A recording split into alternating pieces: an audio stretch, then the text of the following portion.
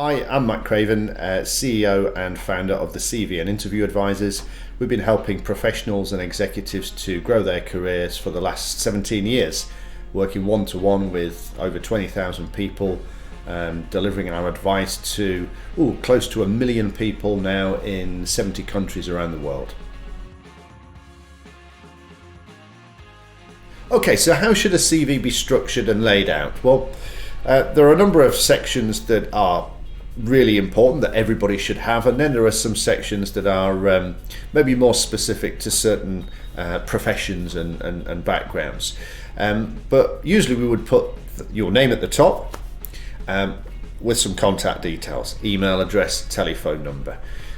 The first main section on your CV is what we call the profile or the summary, which is a paragraph, usually no more than 8 or 9 lines long, which tells the world what you are, what your value proposition is, and then homes in on maybe 4 key strengths or things that you're really good at. We'd then expect to have a key skill section where you'd have 2 columns, and in each column you'd list somewhere between 6 and 8 of the key skills that you've got, matching that with the skills that you've seen on the job advert or the job description. One of our innovations is then to have a section called career highlights, where you would have 3 of your biggest achievements listed on the front page of your CV. We would recommend writing these as little mini case studies using the STAR methodology, which is an acronym for situation, task, actions and result. Your career history or your professional experience, whatever you want to call it, one of those headings is perfect. That starts at the bottom of page 1, and you will then list usually somewhere up to about 4 jobs in detail.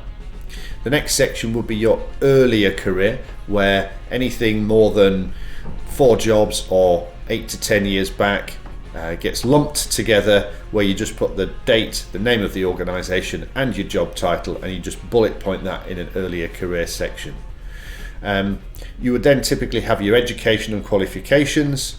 You might want to list any important training courses in that, your personal details, and then right at the very back of the CV you would expect to see, instead of references are available upon request, a section called recommendations, where you can pull over some recommendations, or what we might call testimonials. You can pull them over from LinkedIn, and they're a really good addition. Of course, there are other sections that you might have, such as published work, public speaking, voluntary work, NED or board advisory positions. And by the way, if you are looking for NED or board advisory roles, you actually do need a slightly different structure to your CV, where you actually split out your NED and board advisory career from your executive career.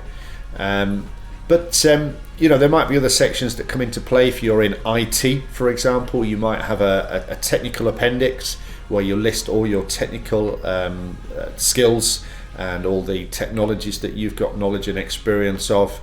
That's quite common. And for those people who might have a slightly unusual career, or they're perhaps changing career, it's not been a linear career path, maybe it needs a bit of explanation, there is another section you can add called a career synopsis, which is basically a little bit of narrative, a paragraph that adds narrative to your career, where that might be needed, and that would appear on page 1 underneath your profile summary.